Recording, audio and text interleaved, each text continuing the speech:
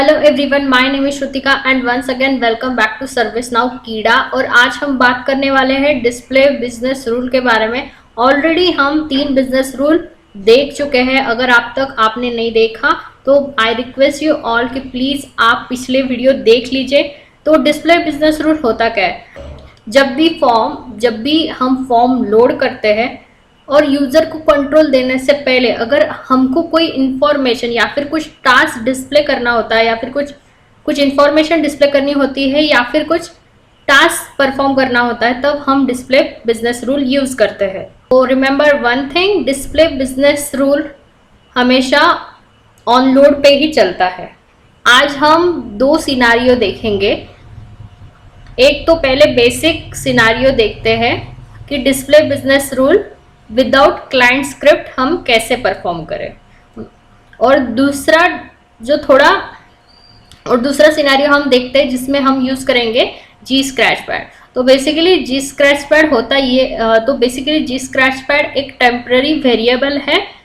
अगर हमको सर्वर से कुछ डेटा क्लाइंट को पास करना होता है तभी हम इस टेम्पररी वेरिएबल का यूज करते हैं, जो कि है जी स्क्रैच पैड। और जी स्क्रैच पैड हमेशा डिस्प्ले बिजनेस रूल में ही यूज होता है। तो पहले केस में हम जी स्क्रैच पैड का यूज नहीं करेंगे और दूसरे केस में हम जी स्क्रैच पैड का यूज करेंगे। सिनेरियो क्या है हमारा? Display the count of related incident on problem form. Okay, तो मैं आ गई हूँ यहाँ पे मेरे इंस्टेंस पे। तो सबसे पहला हम पहला वाला सिनेरियो करते हैं। पहला सिनेरियो में फिलहाल पहला रिकॉर्ड ओपन करती हूँ। ओके, तो इस पर्टिकुलर प्रॉब्लम में 5 रिलेटेड इंसिडेंट है। तो हमारा पहला सिनारियो ये है कि हमको रिलेटेड इंसिडेंट का जितना भी काउंट बनता है वो हमें यहाँ पे दिखाना है, यहाँ पे डिस्प्ले करना है। ओके, तो सबसे पहले मैं यहाँ पे जाती हूँ बिजनेस रूल में और मैं न्यू पे क्लिक करती हूँ।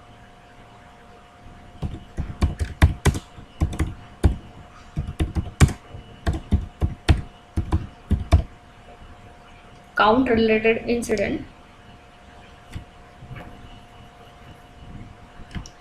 फिर टेबल प्रॉब्लम,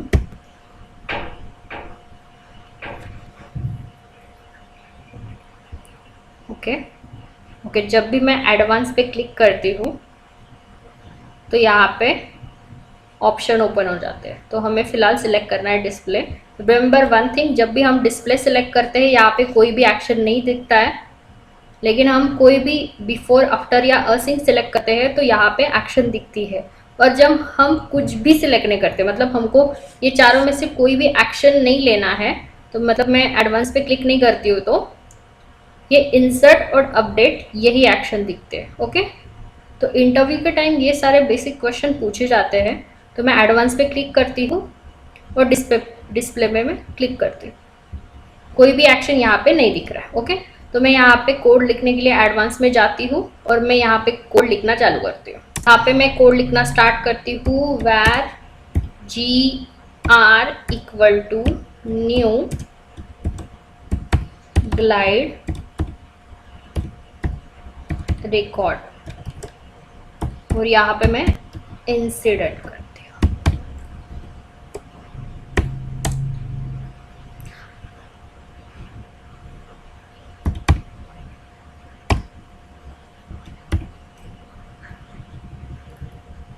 ऐड क्वेरी। तो जिन लोगों ने हमारे पिछले वीडियो देखे हैं तो उन लोगों को कोड समझने में इतना डिफिकल्टी नहीं होगा, क्योंकि हम मोस्टली प्रॉब्लम पे काम कर रहे हैं और इंसिडेंट को ग्लाइड कर रहे हैं। इंसिडेंट और प्रॉब्लम दोनों में एक चीज कॉमन है, वो है प्रॉब्लम आईडी। इंसिडेंट में आपको प्रॉब्लम आईडी मिल जाएगा, वो पर्टिकुलर प्रॉब्लम को रेफर करता है। तो मैं ऐड क्वेरी में यहाँ पे लिखती हूँ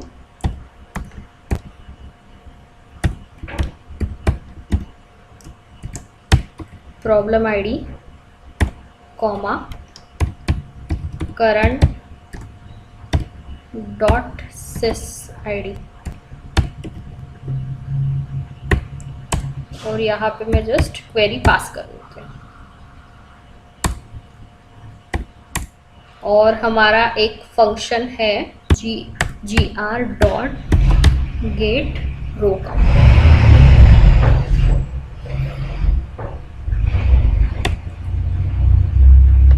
और ये स्टेटमेंट मैं डाल दूंगी ऐड इन्फो मैसेज।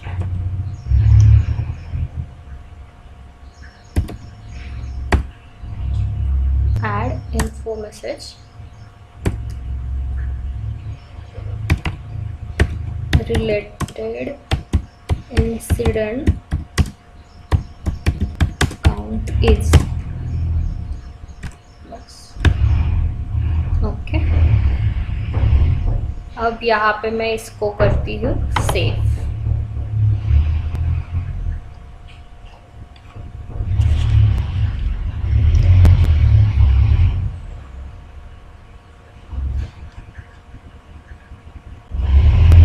तो इस कोड को यहाँ पे मैंने सेव कर लिया है। तो मैं प्रॉब्लम ओपन करके यहाँ पे रिफ्रेश करती हूँ। जैसे ही मैं रिफ्रेश करूँगी ये पेज लोड हो जाएगा, मतलब हमारा display business rule on load पे चलेगा। तो रिलेटेड इंसिडेंट काउंट इज 5। हम नीचे जाते और चेक करते सच में 5 है क्या। तो ओके, 5 रिलेटेड इंसिडेंट है और हमने यहाँ पे डिस्प्ले बिजनेस रूल से काउंट डिस्प्ले कर दिया है। तो हमने डिस्प्ले बिजनेस रूल से यहाँ पे काउंट डिस्प्ले कर लिया है। हम कोई और भी रिकॉर्ड ओपन करके देखते हैं। 2 रिलेटेड इंसिडेंट काउंट इज 2।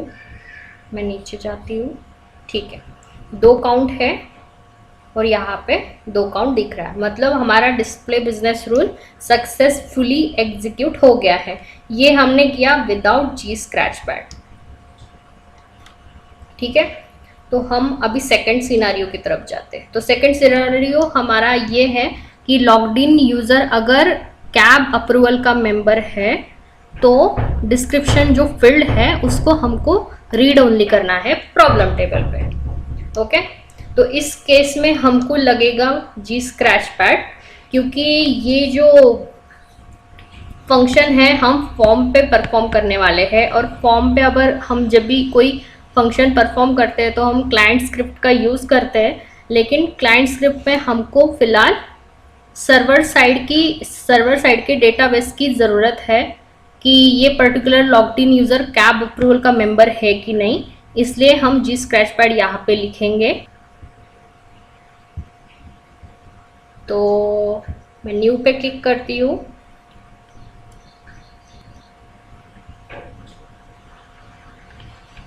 तो हम नाम दे देते हैं जी scratch pad.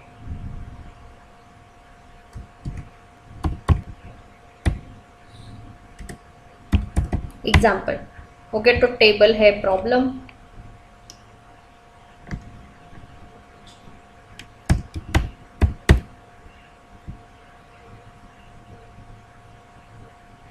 Okay, type on load. Okay, तो मैं फिलहाल प्रॉब्लम पे जाती हूँ। तो हमारा रिक्वायरमेंट ये है कि जो भी लॉग्ड इन यूज़र है भाई, तो उसको ये डिस्क्रिप्शन फील्ड रीड ओनली दिखनी चाहिए। अगर वो कैब अप्रूवल का मेंबर है लॉग्ड इन यूज़र, तो डिस्क्रिप्शन फील्ड रीड ओनली होनी चाहिए। ओके, आपको सिनारियो अच्छे से समझ में आ गया। तो मैं जाती हूँ मेरे क्लाइंट स्क्रिप्ट में, client script okay, on load यहाँ पे मैंने सेलेक्ट किया है। तो यहाँ पे मैं लिखूंगी, ओके, ऑन लोड मैंने यहाँ पे सिलेक्ट कर लिया। अभी हमको ज़रूरत है सर्वर साइड के डेटा की। तो हम यहाँ पे पहले बिजनेस रूल ओपन करते हैं। ये मैंने ऐसे ही रख दिया है। अब मैं बिजनेस रूल ओपन करती हूँ।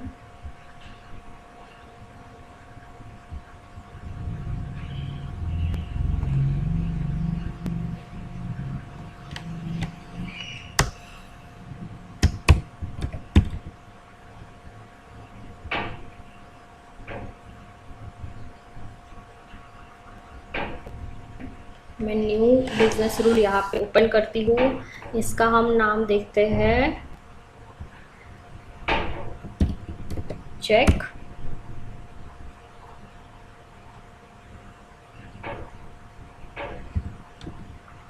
मेंबर। ओके, तो इसका हमने नाम दे दिया चेक मेंबर। और टेबल हम फिलहाल सिलेक्ट कर रहे हैं प्रॉब्लम।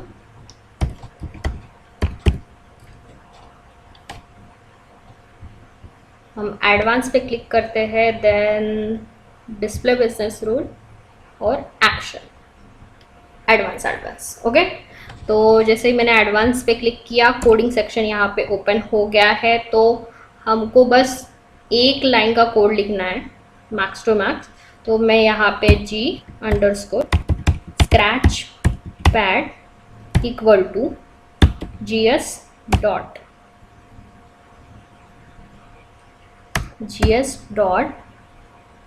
गेट यूजर, ओके मिल गया हमको। Get user dot is member of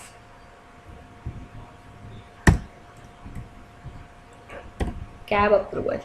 तो मैं कैब अप्रूवल का टैब मैं पहले ही ओपन कर चुकी हूँ। तो ये ग्रुप है कैब अप्रूवल और उसमें सिर्फ गिनके 6 मेंबर है। तो यहाँ पे मैं कैब अप्रूवल ये नाम कॉपी करती हूँ।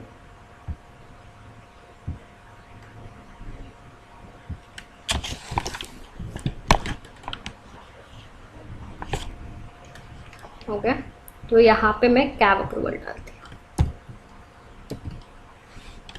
That's it. अब मैं इसको सेव कर लेती हूँ।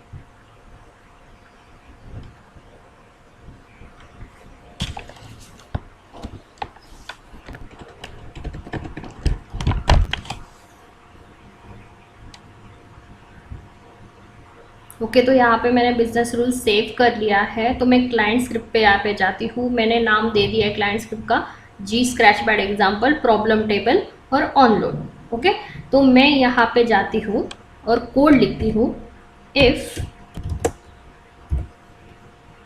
g_scratch का नाम हमने क्या दिया था, सॉरी ये गलती हो गई, चेक। तो यहाँ पे हमको g_scratch चेक, आप यहाँ पे कोई भी नाम दे सकते हो। इसके थ्रू ही हम उस पर्टिकुलर वेरिएबल को क्लाइंट साइड पे एक्सेस कर पाएंगे। तो मैं यहाँ पे कॉपी करती हूँ इस नाम को, इज इक्वल टू ट्रू। अगर ये ट्रू है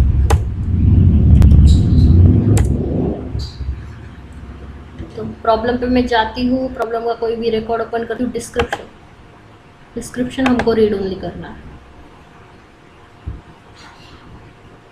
तो शो डिस्क्रिप्शन, तो मैं ये फील्ड का नाम यहाँ पे कॉपी कर लेती हूँ, then client script underscore form dot set read only comma true. तो डिस्क्रिप्शन फील्ड को ट्रू करना है, मतलब मैंडेट रीड ओनली करना है। ओके, तो फिर मैं इस क्लाइंट स्क्रिप्ट को कर लेती हूँ यहाँ पे सेव।